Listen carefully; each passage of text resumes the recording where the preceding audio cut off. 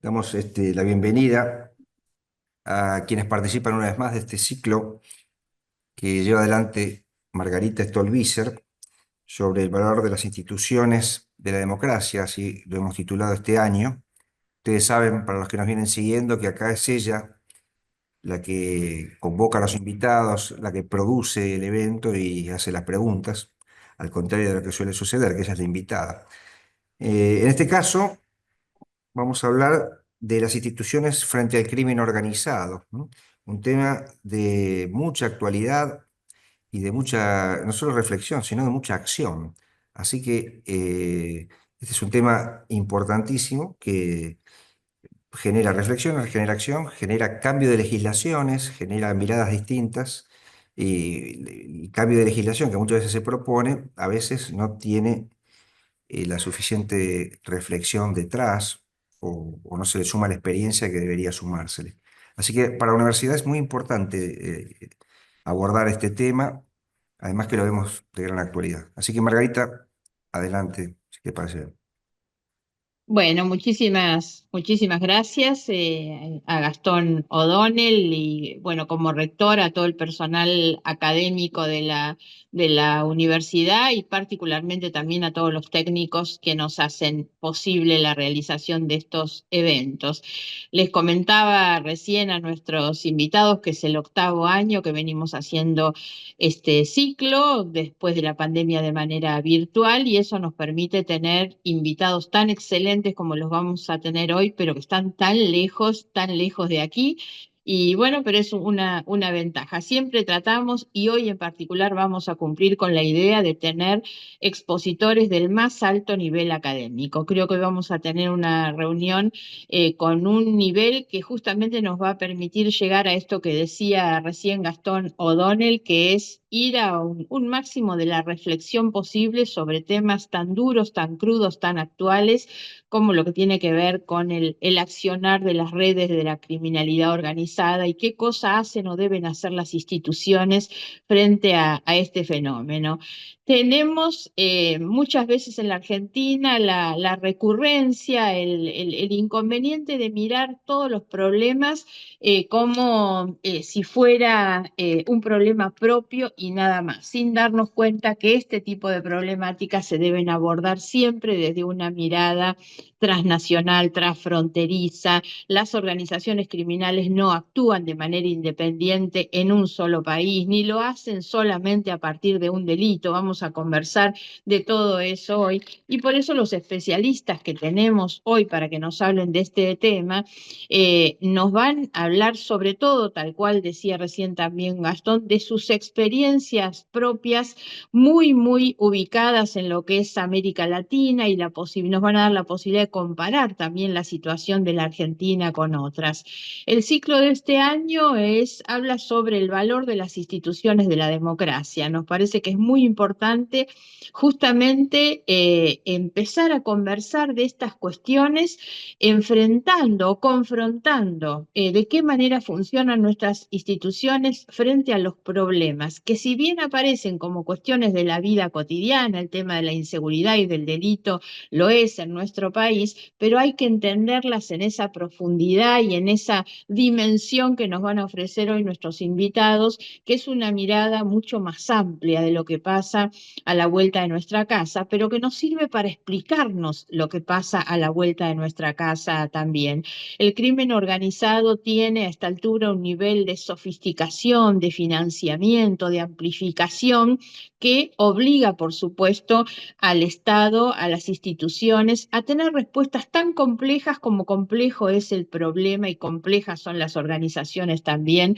Y bueno, por eso nos pareció que era un tema que no podíamos soslayar cuando hablamos de instituciones. Lo hemos hecho relacionando las instituciones con la justicia, con la economía, con la república, pero hoy queremos hacerlo en particular con este tema, insisto, duro crudo, pero que seguramente nos va a servir para trabajar un poco más sobre la realidad de todos los días. Bueno, no quiero hacerlo más largo, voy a presentar a nuestros dos invitados. El título de nuestra charla del día de hoy es Las instituciones frente al crimen organizado y un tema en particular que es la mirada de la seguridad desde un concepto multidimensional.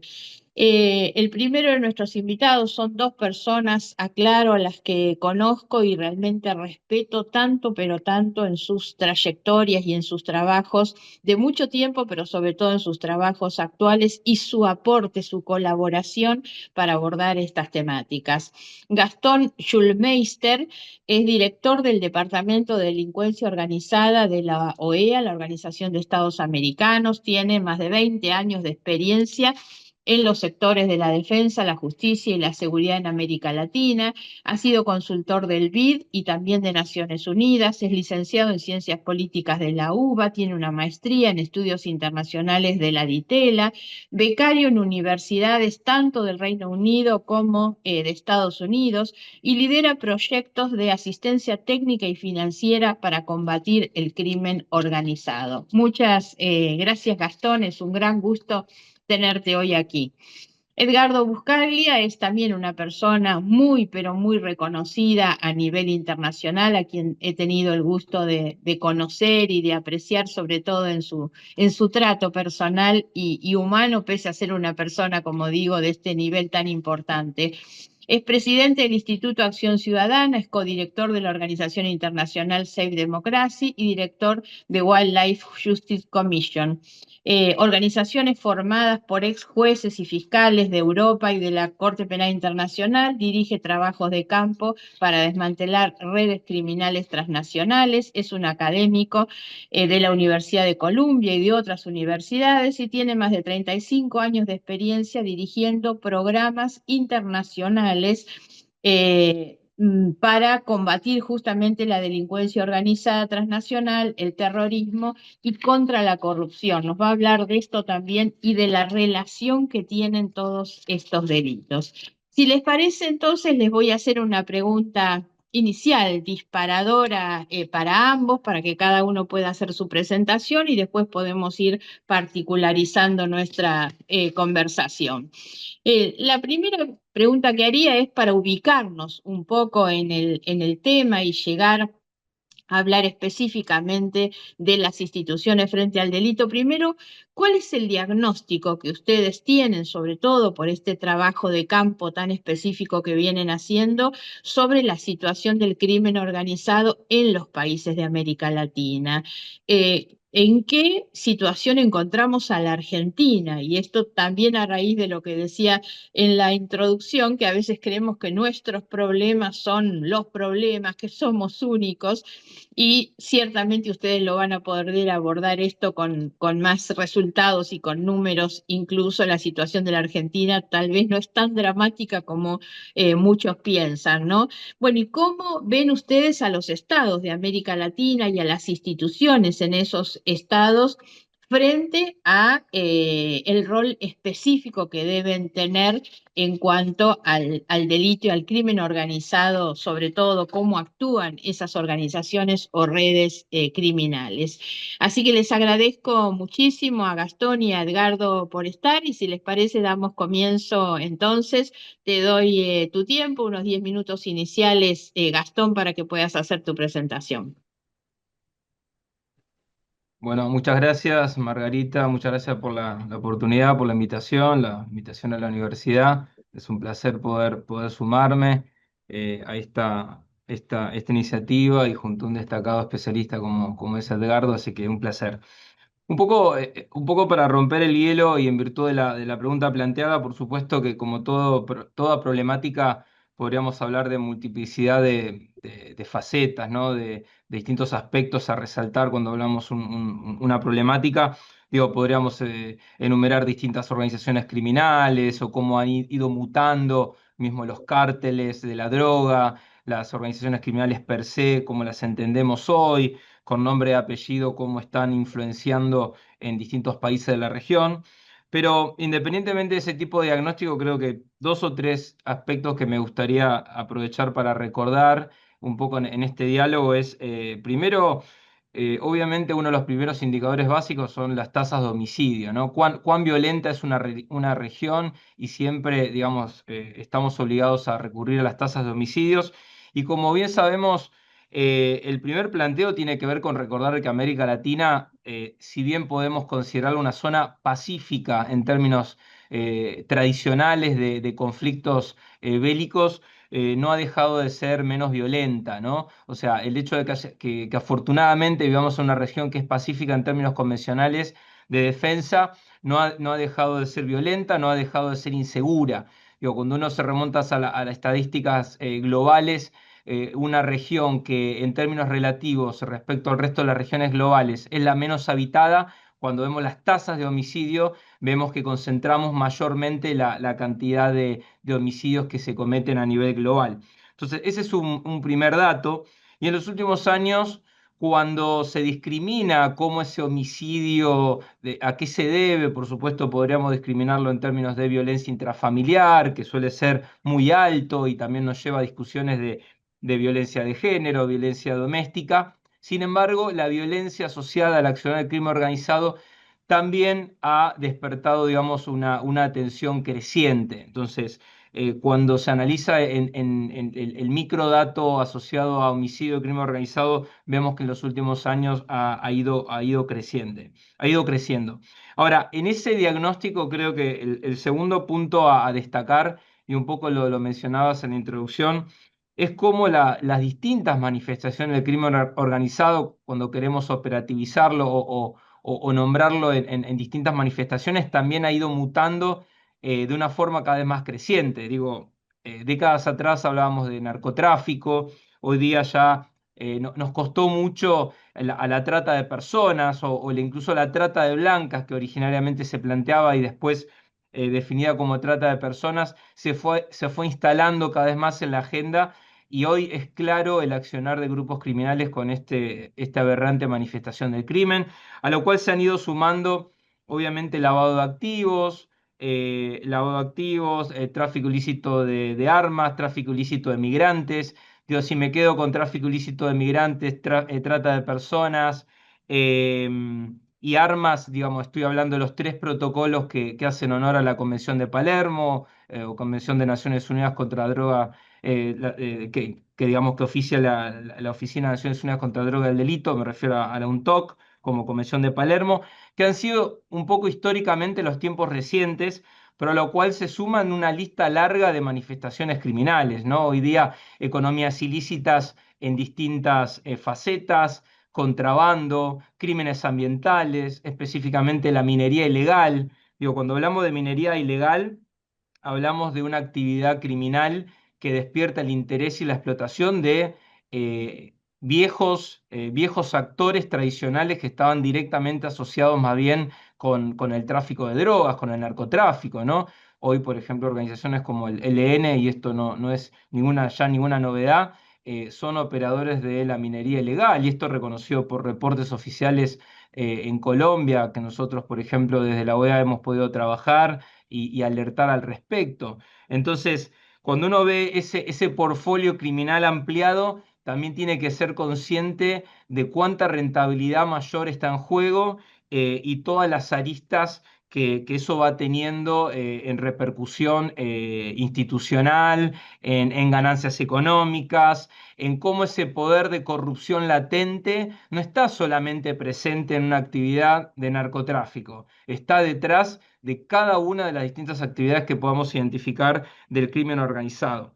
Ahora, ¿por qué es importante esto? Creo que es importante porque si lo vemos en términos de cómo enfrentar esto, cómo diagnosticarlo y demás, es importante tener presente cuando hablamos, por ejemplo, en términos de la lucha desde la perspectiva financiera, desde la ruta de seguir la ruta del dinero, desde una inteligencia financiera, es importante tener presente, por ejemplo, las tipologías de lavado de activos asociados a una determinada manifestación criminal, cómo operan, de qué redes logísticas se valen, cómo esos viejos o tradicionales grupos que estaban asociados a narcotráfico empiezan a prestar esas mismas redes logísticas para el servicio de otras actividades criminales.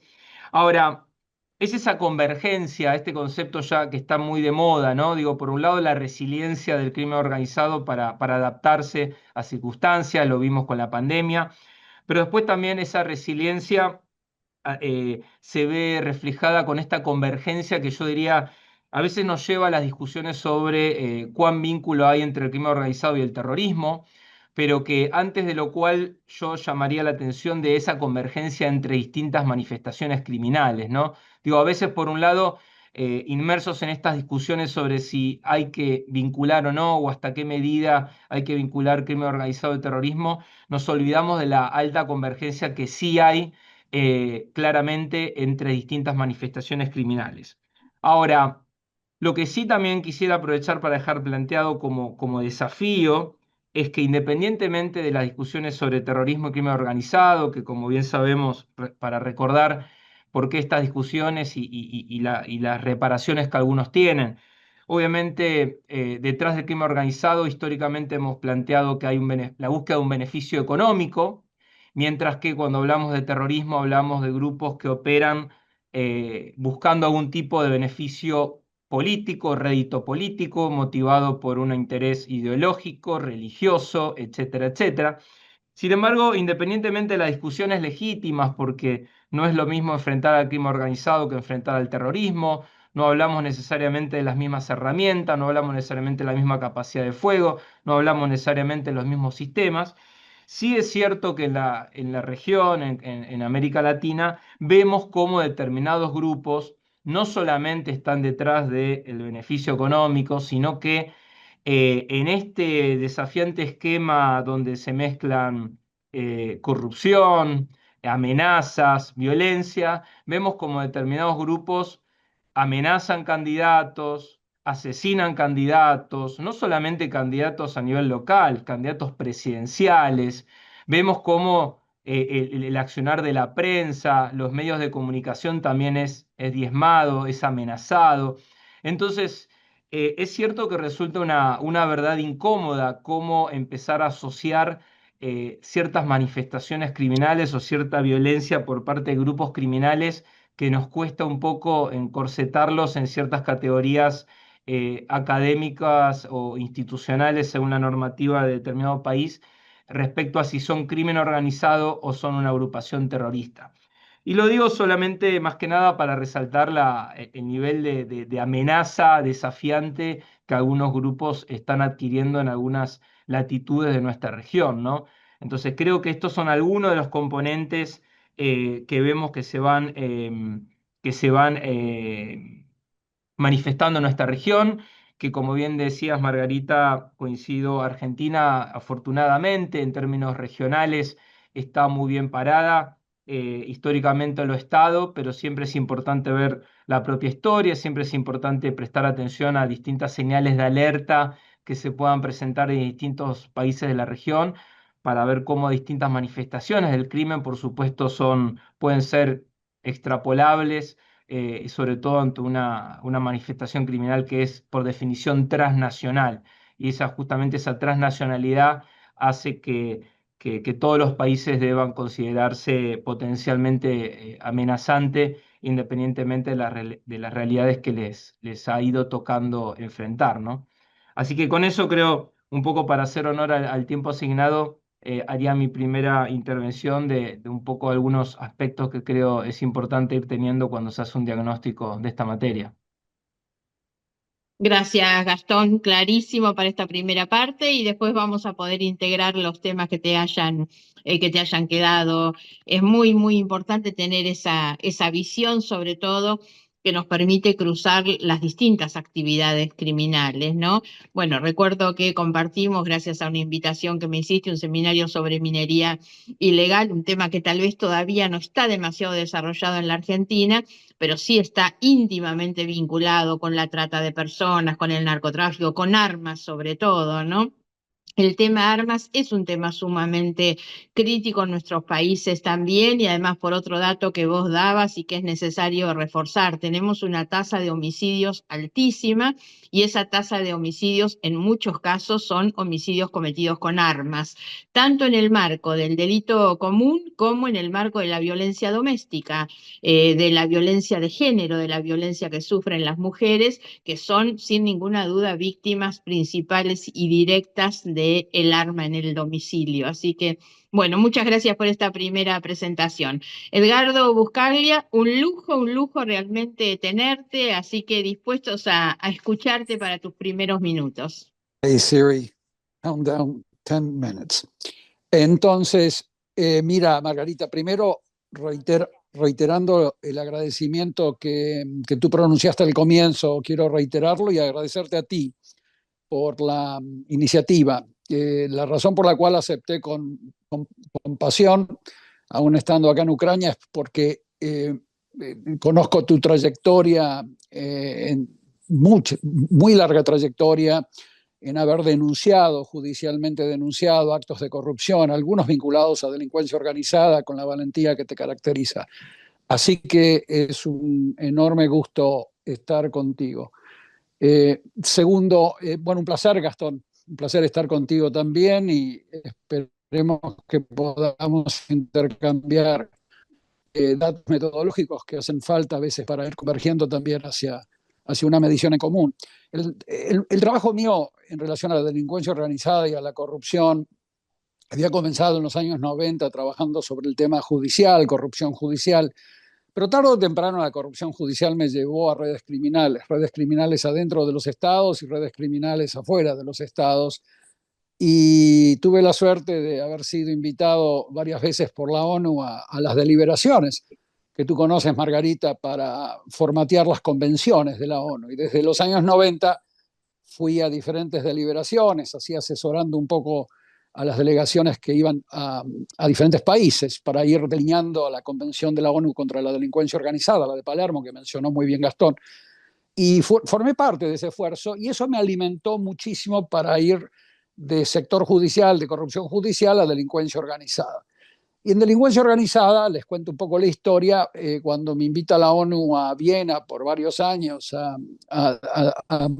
presentarles un modelo alternativo al que venían usando, terminamos publicando en el año 2003, junto a un criminólogo, Jan van Dijk, publicamos un artículo en donde por primera vez medíamos delincuencia organizada con base en indicadores, en datos duros, no eran de percepción. Hasta ese entonces se usaba mucho la percepción de la delincuencia organizada, y en el 2003 las Naciones Unidas nos publica un reporte, que es el que voy a usar como fundamento para responder a tu pregunta, que es un artículo que publica la ONU bajo el nombre nuestro, Van Dijk Buscaglia, en donde por primera vez medimos a la delincuencia organizada como un promedio ponderado de 23 tipos de delitos en ese entonces. Antes de ese artículo, cuando estaba fuera de la ONU, tenía 13 delitos, pero la ONU te da acceso a unos datos maravillosos. Yo, por ejemplo, no tenía datos sobre cómo medir trata de personas, y la unidad especializada que se dedicaba a trata generó un indicador sobre trata en esa época, cuando estaba ahí una colega llamada Cangas Punta, y bueno, eso nos dio la oportunidad de introducir trata de personas en nuestro promedio ponderado de 23 tipos de delitos. Hoy ya estamos midiendo 34 tipos de delitos, pero en ese entonces eran 23. Y ahí incluíamos, obviamente, homicidios vinculados a redes criminales, pero partíamos de los crímenes de lesa humanidad, como la trata de personas, pasábamos por tráfico de migrantes, órganos, drogas, armas, y después incorporamos cibercrímenes. Y en ese entonces Argentina no figuraba porque tengo entendido que deseas que nos focalicemos un poco más en Argentina. Argentina no figuraba entre los países con medianos o altas tasas de delincuencia organizada, pero a partir del 2003, especialmente 2002-2003, Argentina comenzó a experimentar un incremento en nuestro indicador de delincuencia organizada, focalizado obviamente mucho en el tráfico de drogas y en la presencia de, por ejemplo, el cartel de Sinaloa en el norte del país, Hubo una legisladora provincial muy valiente, también como tú, Margarita, que denunció la presencia del cartel de Sinaloa. Después me voy a recordar el nombre de ella. Y a partir del 2004, 2005, 2006 vemos incrementos en el tráfico de armas, tráfico de migrantes, tráfico de drogas, trata de personas, incremento que continúa hasta nuestros días. O sea, lo que a nosotros nos impresiona más que nada, a mi equipo y a mí, sobre Argentina, no es que esté en las escalas de frecuencias de delitos de México o de Nigeria. Lo que nos impresiona es la dinámica de aumento. Está aumentando a lo largo del tiempo. Sigue siendo un país con frecuencias más bajas de delincuencia organizada que cualquier otra experiencia que haya vivido, por ejemplo, Colombia o México. Colombia hace 20 años, México ahora, pero nos preocupa la dinámica de aumento de muchos de estos crímenes. Nosotros, para poder medir estos delitos, acudimos también a variables, a indicadores del FBI, de la DEA, del Instituto Mundial de Migración, el IOM. Acudimos a datos de aduanas, acudimos a la base de datos del profesor Schneider de Austria, que mide muy bien el tema del lavado de dinero con indicadores objetivos. O sea que no son todos nuestros indicadores. Nosotros compilamos indicadores de diferentes organizaciones. Creo que di hasta una charla en la OEA sobre este tema cuando me invitaron hace años. Y la idea es básicamente, con todos los márgenes de error que pueden existir en mediciones, ir viendo si un país va avanzando o no va avanzando en cuanto a la lucha y prevención. Argentina viene retrocediendo. Esto dándole crédito a los grandes avances legislativos que Argentina ha tenido. O sea que eso, obviamente, eso lo documentamos muy bien también. El problema es la aplicación de esas leyes. No es tanto la existencia de esas leyes en cuanto a vacíos legislativos. Argentina tenía 27 vacíos legislativos, hoy tiene 14 nada más. O sea que ha venido cubriendo leyes importantes, pero a nosotros nos importa mucho la brecha entre la ley en los libros y la ley en acción, la implementación práctica. Y ahora justamente con la ONU estamos en estos meses trabajando con fiscales de Salta, Jujuy, de allá arriba del norte, por todo el tema de flujos de tráfico de personas, drogas, armas, etcétera, falsificación de documentación también, que hace mucho a la presencia de Irán en la región. Tenemos un montón de datos que surgen de este acceso a causas penales, de nuestras entrevistas a empresas privadas que tienen que cumplir con las 40 recomendaciones del Grupo de Acción Financiera Internacional. Tenemos que entrevistar a políticos porque hay indicadores de prevención política que hace la lucha contra la delincuencia organizada, que ahí Argentina está muy retrasada en cuanto a no aplicar auditorías preventivas en el financiamiento de campañas electorales. Hay vacíos legislativos subsaharianos en la Argentina, como en la provincia de Buenos Aires, en donde no existe una ley de financiamiento de campañas electorales. O sea que ya voy a ir a las causas, pero por ahora te quiero decir que cuando evaluamos a estos indicadores de delincuencia organizada, también estamos muy focalizados en por qué estos indicadores han aumentado, como han aumentado en la Argentina de manera continua. Sigo insistiendo, la escala de delitos organizados en la Argentina, que en todos los casos cuando los medimos son transnacionales, acudiendo un poco a la definición que tú muy bien diste, Margarita, al comienzo. Estamos hablando de delitos transnacionales, por ejemplo, por definición, esto no es solamente un problema argentino. La presencia de grupos criminales albaneses, rusos, chinos, brasileños, en Argentina está documentado a través de nuestros análisis de causas penales. Pero lo cierto es que esta presencia y esta frecuencia de delitos continúa en aumento. O sea que tenemos que abordar lo que esta conferencia, muy bien ideada por ti, Margarita, debe abordar, es qué hacer al respecto. Cuáles son los vacíos institucionales, las fallas institucionales que implican este aumento. La frecuencia de cibercrímenes en Argentina también está aumentando, de carácter extorsivo. Obviamente no están focalizados en la Argentina. Muchos de estas granjas de donde salen estas llamadas que después derivan en extorsiones, fraudes, etcétera, surgen de países tan diversos como Myanmar China o Venezuela o cualquier otro país. El tráfico de minerales, que es un tema muy importante que mencionó Gastón antes, también es un factor que está operando en Argentina a una escala mucho menor que en Venezuela, mucho menor que en México, pero ha estado aumentando también. O sea que hay un tema de tráfico de minerales que está comprendido en este promedio ponderado de 34 tipos de delitos. Entonces, con este resumen, creo yo, estoy abarcando todas tus preguntas, Margarita, porque a veces me olvido, tengo mis senior moments a veces y no me olvido de tú. ¿Te estoy abarcando todas las preguntas que me estabas haciendo o falta alguna por responder? No, no, está perfecto y además van a tener la posibilidad después de incorporar las cosas que ustedes crean convenientes. No se aten tampoco a lo que yo tiro como un disparador, así que me parece Acá, que estamos acá bien. Siri me está diciendo que me porté bien, que ya terminaron los 10 minutos, como puedes escuchar. Bueno, Done, me thank you. alegro mucho entonces. Bueno, si les parece, vamos a una consulta particular, pero insisto, no se atengan estrictamente. La experiencia, la trayectoria de ustedes hace que podamos perfectamente darles la posibilidad de ampliar el temario en aquellas cosas que ustedes entiendan que son convenientes para que nosotros podamos comprender, para que nosotros podamos tener esa información. Gastón, el trabajo de la OEA es un trabajo muy importante. Creo además que los dos han mencionado y tenemos que tener siempre los focos de las convenciones, ¿no? Las convenciones son textos fantásticos a los que nuestro país adhirió y me parece que siempre son como un faro en el camino.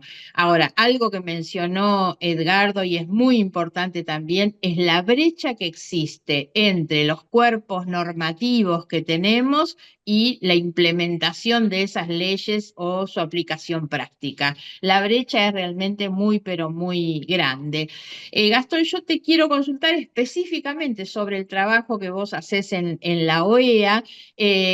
¿Cuál es el aporte que la OEA hace a los estados miembros justamente frente al crimen organizado? Y algo que te lo he escuchado a vos y he leído documentos también de la OEA sobre el concepto de la seguridad multidimensional, porque a veces se habla del problema de la inseguridad y se la vincula con un delito común y demás.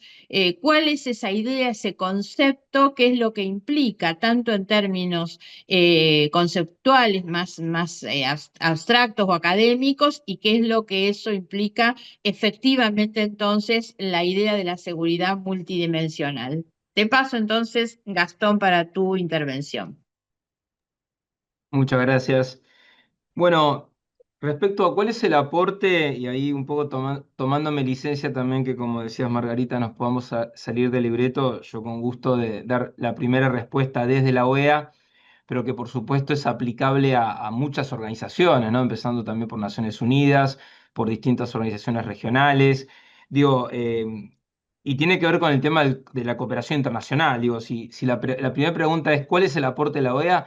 Justamente facilitar cooperación internacional. Una gran misión que tiene no solamente la OEA, que tiene Naciones Unidas, que como digo, lo tienen distintos órganos, lo tienen los bancos de desarrollo y lo tienen incluso los países a nivel bilateral. Digo, cualquier ejercicio que tenga que ver con fortalecer la cooperación internacional creo que es loable y no solamente es genuino, sino que es necesario.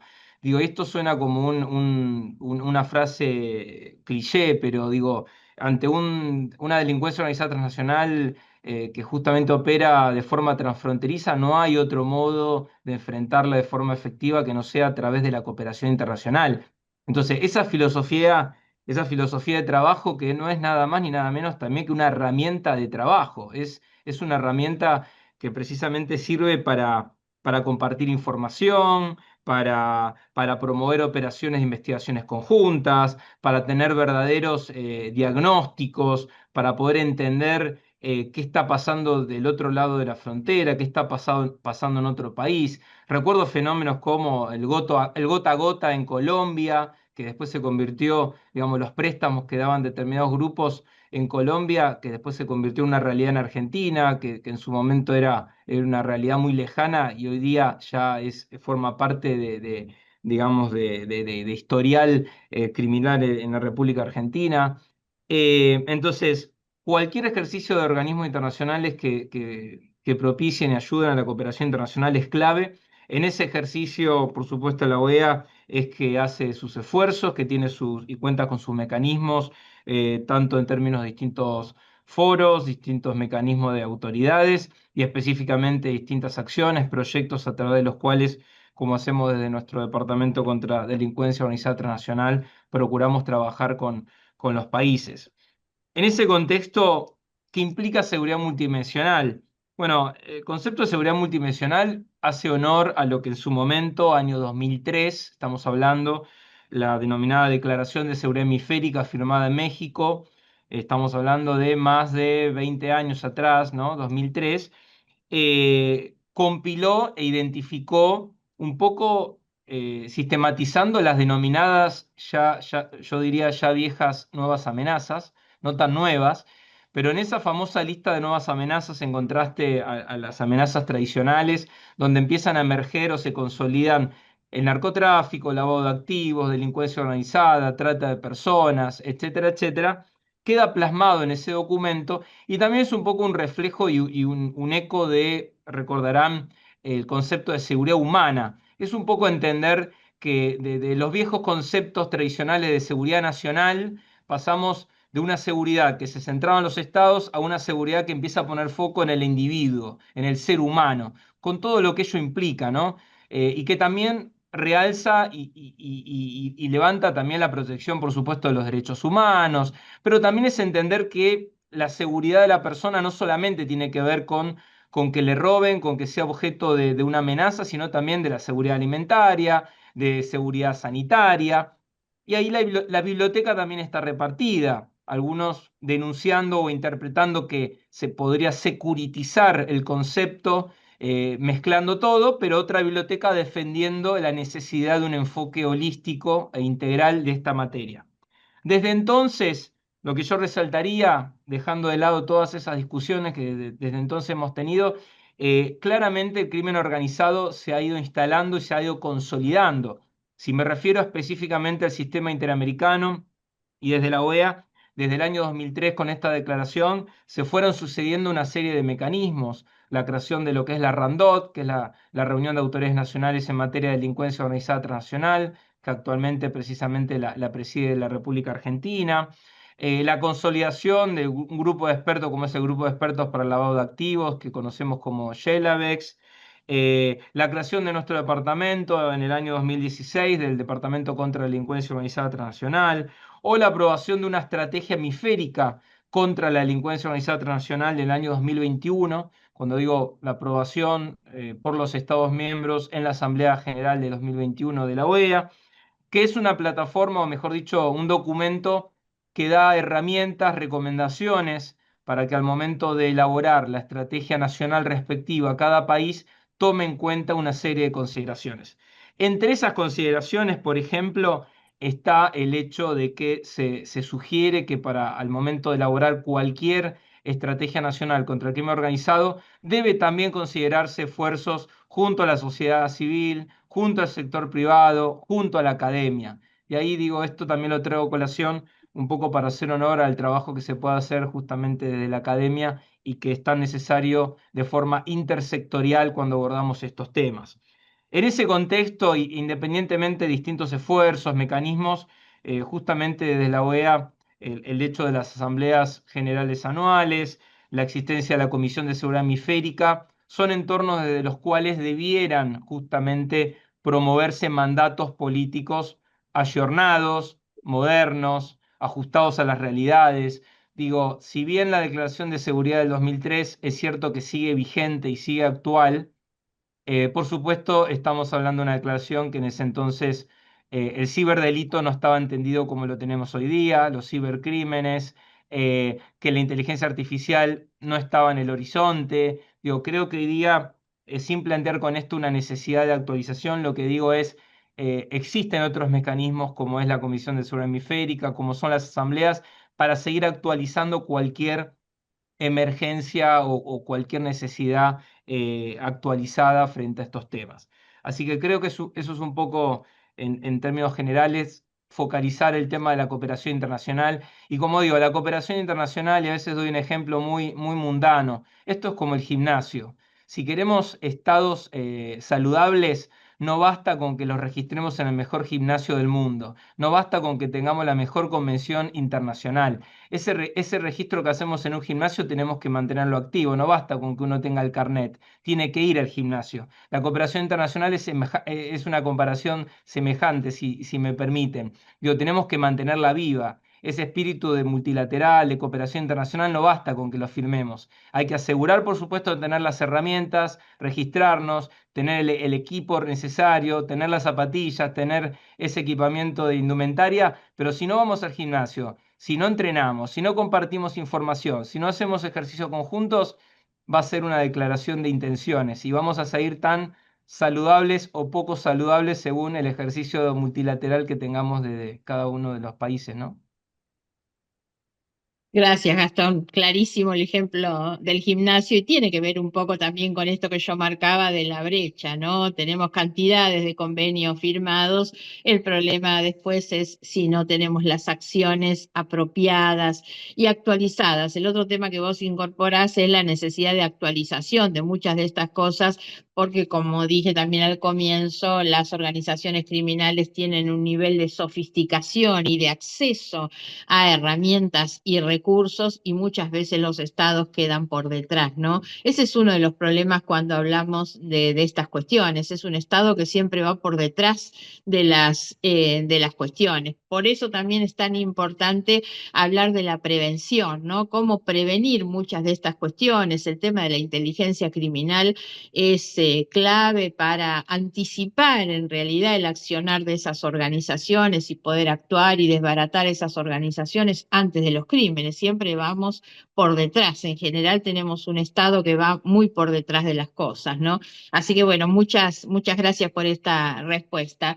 Edgardo, me gustaría que pudiéramos hablar de la economía del delito, porque cierto es que el delito crece, se amplifica y demuestra además eso que ustedes han mencionado, que es ese poder para corromper, ¿no? Ese poder económico, algo que vemos también muy vinculado con las organizaciones del narcotráfico, contratar a los jóvenes, ¿no? Los jóvenes que pierden su esperanza, su expectativa de vida, su mirada en otras cosas porque reciben por parte de las organizaciones del narcotráfico ofertas de trabajo, entre comillas, lo digo, pero una oportunidad de mayor rentabilidad también. Entonces, ¿cuánto influye y cómo nos cruza todo lo que tiene que ver con la economía del delito y de qué manera, bajo mi opinión, obviamente, hemos sido bastante ineficaces en términos institucionales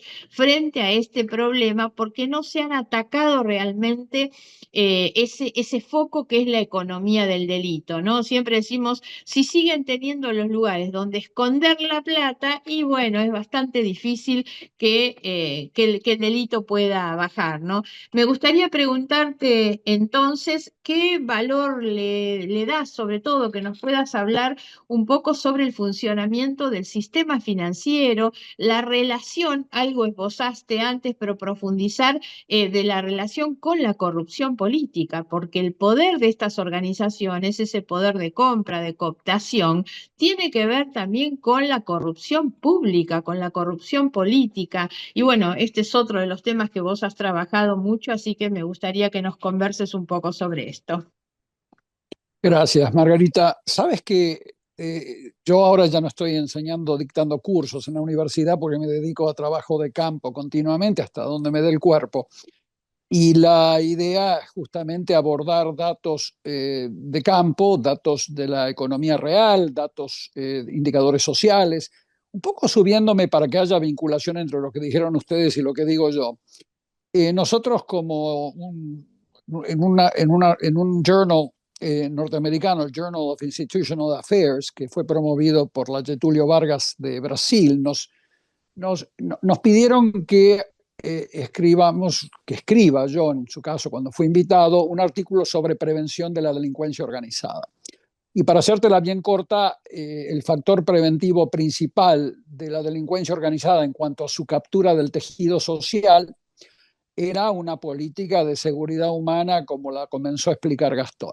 Nosotros tenemos 58 derechos humanos que están plasmados en las 16 convenciones de la ONU que aborda derechos humanos. Yo estoy hablando de la ONU, no me refiero a la OEA, hablo de los instrumentos universales. La OEA tiene sus instrumentos valiosos, propios para la región, pero cuando a mí me dices, yo me dedico al Law and Economics, Derecho y Economía, entonces elegimos instrumentos legales y vemos cuán bien o cuán mal se aplican en la práctica. Y de estos 58 derechos humanos, nosotros veíamos que la delincuencia organizada tenía mayor captura del tejido social en áreas, incluyendo en Argentina, Formosa, Chaco, en Triple Frontera, en Brasil, en determinadas regiones cuando el acceso a bienes y servicios básicos, porque cada derecho humano es un bien o un servicio público. Yo vengo del análisis económico del derecho, entonces un bien o un servicio público como el acceso a la vivienda, el acceso a la salud, el acceso a la justicia, el acceso al agua potable. Cuando tú observas una frecuencia de abandono en el acceso a una mayor cantidad de bienes y servicios que son clasificados como derechos humanos en las convenciones de la ONU, ahí es donde la delincuencia organizada toma mayor poder de controlar, de ofrecer esos bienes y servicios a la población.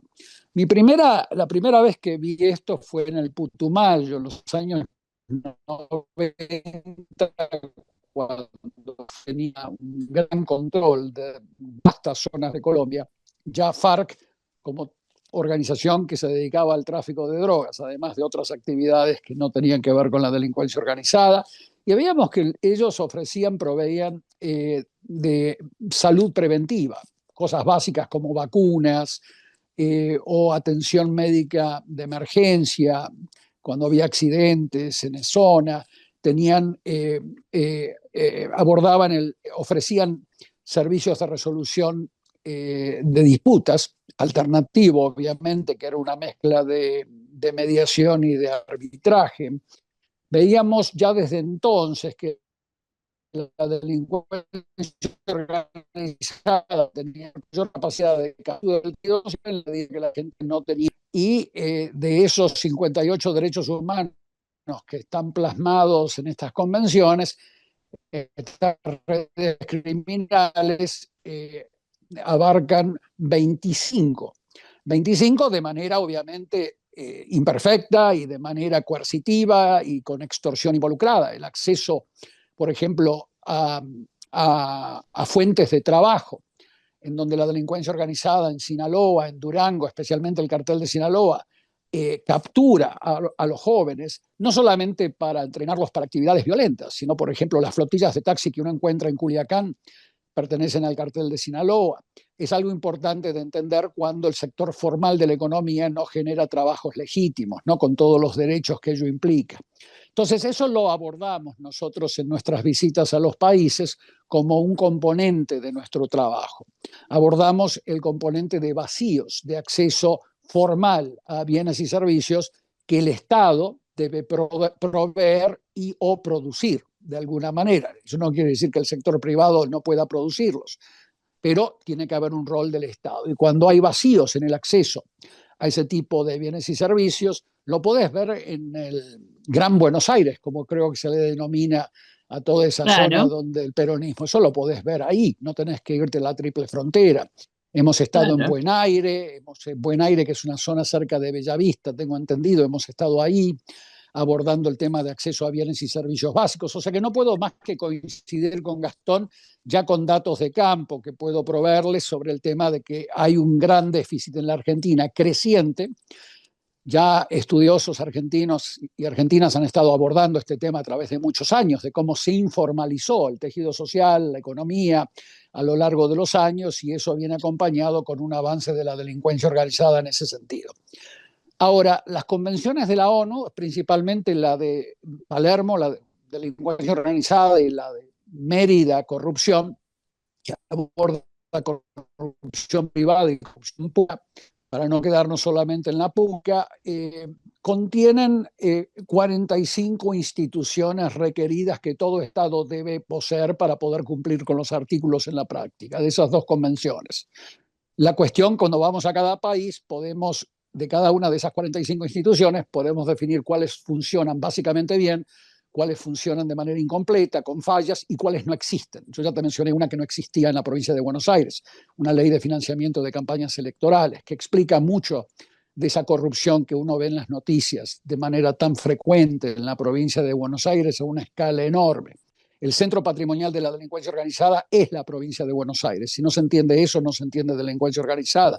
No es Santa Fe, ni Los Monos, ni Los Monitos, es la provincia de Buenos Aires desde el punto de vista patrimonial. Entonces nosotros cada vez que observamos esas convenciones y vemos cuál bien o cuál más se aplican en los países, nuestro análisis está dividido en cuatro sectores. Muy bien lo que ustedes decían sobre la necesidad de coordinación internacional entre jueces, entre fiscales, entre policías, entre órganos de inteligencia financiera, algo que Gastón también mencionó antes. Observamos si esa coordinación existe. Eso lo podés abordar a través de las causas propiamente dichas, como las que abordamos en Argentina continuamente. Ahora estamos en el norte abordando algunas causas en donde esa coordinación deja mucho que desear, no por falta de capacitación de los fiscales ni de los jueces, es que hay mucho cortocircuito, ya sea del lado boliviano, del lado brasileño y también de nuestro lado, ¿no? Del lado argentino. Por lo tanto, hay un problema de coordinación internacional. Eso lo abordamos en el análisis de la dimensión judicial. Judicial desde el punto de vista global, incluyendo al sistema penitenciario, que siempre es el eslabón perdido del sistema judicial. No. Después tenemos el segundo componente, que es el rol del sector privado, que es justamente lo que tú mencionabas, Margarita, el rol del sector privado en su capacidad de cumplir con las 40 recomendaciones Gafi. Y ahí evaluamos a través de entrevistas con diferentes sectores, de los sectores formales de la economía.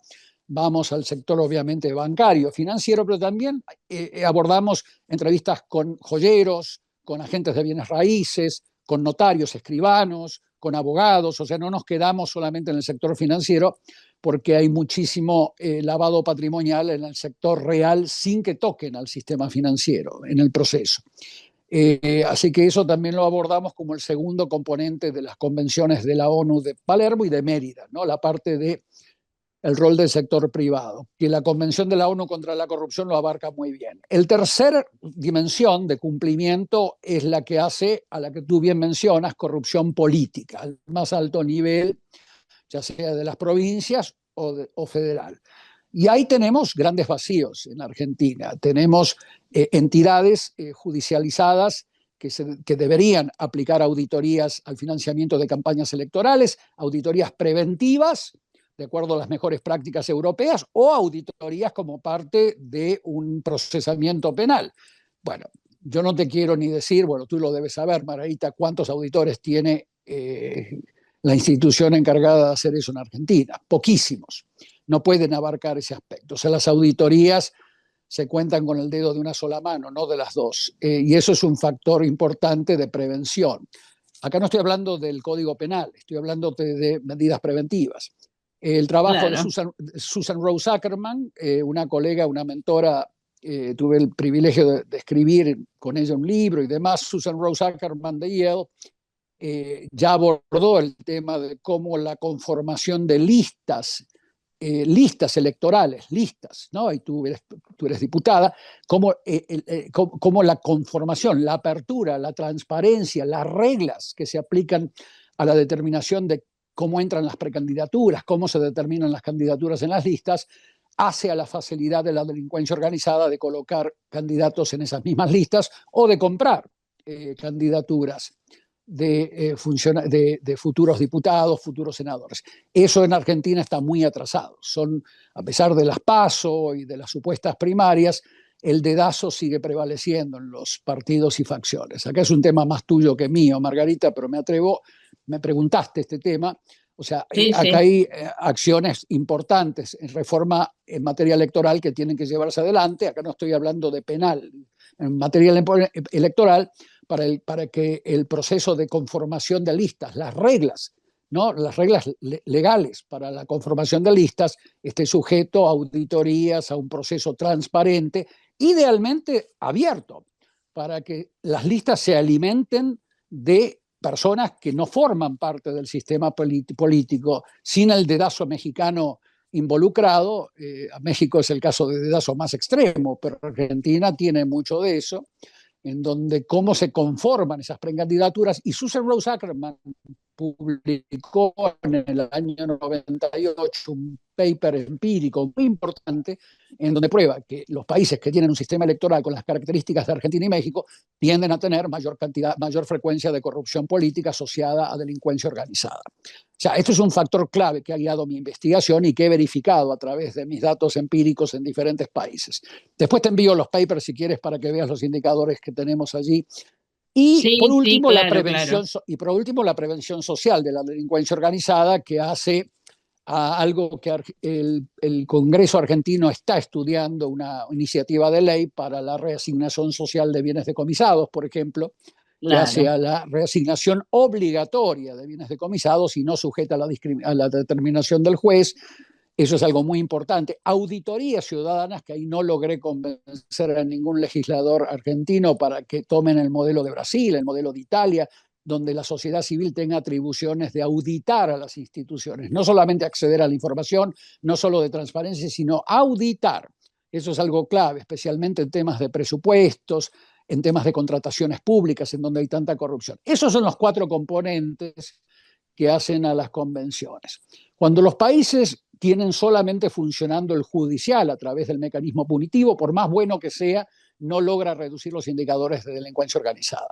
Cuando un país solamente abarca 1 o 2 de esos 4 componentes, no logra disminuir la delincuencia organizada. Tenés que tener los 4 componentes mínimamente funcionando, con todos los defectos que pueda tener cualquiera para que bajen los indicadores de delincuencia organizada. Y esto lo hemos publicado en revistas jurimétricas 7 veces desde el año 2003, comprobando que esta hipótesis que acabo de esbozarte es la que funciona. Si no tenés los 4, Argentina no tiene 3 de los 4 componentes funcionando adecuadamente. Por lo tanto, no esperen que baje la delincuencia organizada porque aprobamos leyes. Una condición necesaria aprobar las leyes, pero no suficiente para que disminuyan los indicadores. Esa es un poco la conclusión rápido para no tomar más tiempo. Gracias, Margarita. No, al contrario, excelente, Edgardo, excelente, muy práctico. Y además esto nos abre obviamente una discusión que tendremos en próximos encuentros, que es cuánto implica, cuánto importa tomar la cuestión de la transparencia en el funcionamiento de las instituciones y de la política como un factor. Me ha tocado plantearlo desde hace muchos años, muchas veces, que mientras que la Argentina tenga niveles de corrupción tan alta, con niveles de tolerancia social tan altos, no va a bajar el delito común, el que la gente pretende todos los días que baje, poniendo más policías, penas más altas. Eso nunca va a servir, tal cual vos lo planteás. Si no existen estos 4 componentes y no erradicamos la corrupción de la política, porque eso derrama hacia abajo en más corrupción. Lamentablemente eso es así. Si roban los que están más arriba, es imposible que no lo haga el policía de barrio, digamos. Entonces, sanear las instituciones desde ese punto de vista es central. Bueno, estamos con los tiempos cumplidos, yo no los quiero demorar. Voy a destacar, por supuesto, esta presencia, Gastón en Washington, Edgardo en Ucrania, nada menos en una misión tan, tan importante allá, así que les agradezco muchísimo y les quiero dar unos minutos de cierre para que nos digan un poco cuál podría ser una hoja de ruta. Creo que los dos fueron bastante explícitos y prácticos sobre cuáles deberían ser todas estas cuestiones, pero bueno, les dejo un minuto a cada uno para que hagan su cierre, ustedes, para que nos den en tal caso alguna recomendación, que cierren ustedes como les parezca aquello que crean que tenemos que saber para terminar esta conversación. Y les reitero el agradecimiento, ha sido un lujo compartir con ustedes esta tarde. ¿Querés, Gastón? Gracias. Bueno, gracias. Para terminar, un poco en línea a lo planteado, creo que, a ver, si hablamos en términos de hoja de ruta, creo que un tema clave que tiene que ver con esto de, como Edgardo planteaba, con, bueno, evaluar los pilares o cuánto se está cumpliendo de una tal o cual recomendación. Creo que la aplicación de algo similar a lo que pasa con el sistema del GAFI, del Grupo de Acción Financiera Internacional, al ámbito del crimen organizado, eso podría bien ser un norte a seguir. Naciones Unidas viene trabajando en este sentido, quiero decir, generar un mecanismo de evaluación mutua entre los estados respecto a cuánto se está cumpliendo efectivamente esa letra fría en los hechos, ¿no? Entonces digo, si queremos soñar y queremos pensar en hacia dónde ir, creo que tratar de perfeccionar. Digo, hoy en el ámbito del sistema de lavado de activos eso creo que está muy instalado, muy posicionado. Obviamente se nos abren nuevas dimensiones. Hoy el mundo cripto, por ejemplo, el tema del lavado abre otra dimensión nueva, desconocida de algún modo. Pero el tema de cómo los estados, si están en las listas grises o no, con cuánto están cumpliendo o no, las misiones para ver el cumplimiento internacional, creo que se ha generado una conciencia y una serie de acciones muy tangibles e importantes. Creo que sería en el mismo sentido relevante poder proyectar eso aplicable al mundo de políticas del crimen organizado. Ahora, también hay que hacerlo de forma sensata, conscientes de que eso implica recursos, ¿no? Entonces estamos en un momento de desafíos, incluso donde hay ciertos mecanismos de evaluación mutua que están siendo también amenazados por realidades de falta de financiamiento. Entonces, nos expone a un desafío de ser más innovadores, de aspirar a determinados mecanismos que sean realmente aplicables, de no que la respuesta no sea la creación de megas nuevas estructuras que sabemos van a ser muy desafiantes de poder implementarse cuando no se cuenta necesariamente con grandes financiamientos al efecto. Pero que como hoja de ruta ideal, deseable, creo que podría ser un camino, pero siempre conscientes de las adaptaciones. Y lo mismo no solamente respecto a mecanismos internacionales. Creo que el tema de trabajar en las realidades locales de los países, de las gobernaciones es bien importante. Digo, es importante tener el norte respecto a lo que hay nuevo, a lo moderno, pero también a veces hay jurisdicciones donde hablar de inteligencia artificial sabemos que es una realidad muy lejana que probablemente va a requerir mucho más tiempo del que deseáramos, pero bueno, estará en la habilidad y en la habilidad de las instituciones ver cómo llevar o bajar eso a las realidades. Pero creo que eso, cooperación internacional, hoja de ruta, promover mayor evaluación mutua y la adaptabilidad según los casos que tengamos por delante, ¿no? Gracias, Gastón, muchas gracias. Edgardo, tus minutos de cierre. Gracias, Margarita. Es un placer escuchar a ambos. Ha sido un placer porque hay mucho común denominador en el trabajo que estamos realizando.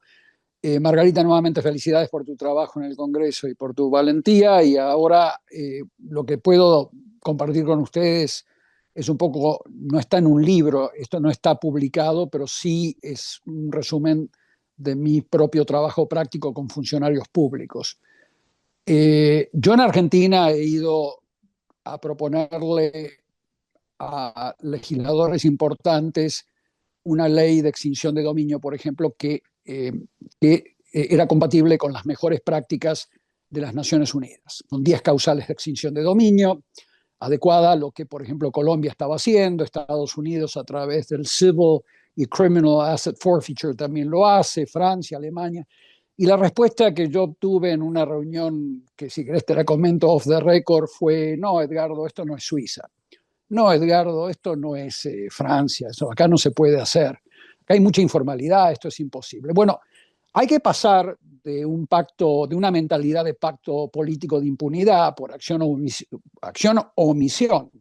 Hay que pasar de un pacto, de una mentalidad de pacto político de impunidad a una mentalidad de pacto político de integridad, porque si te encuentras con esas restricciones psicológicas en los actores políticos del mayor nivel, y esta persona que me lo dijo es honesta, no tiene absolutamente ninguna vinculación a la corrupción, pero hay mucho miedo porque la necesidad de tejer alianzas, como tú sabes mejor que nadie acá en este panel, equivale a que tengas que llegar a compromisos, y esos compromisos equivalen a aprobar una ley de extinción de dominio eunuca, con 3 causales, que no sirvió para nada y que nunca se va a aplicar.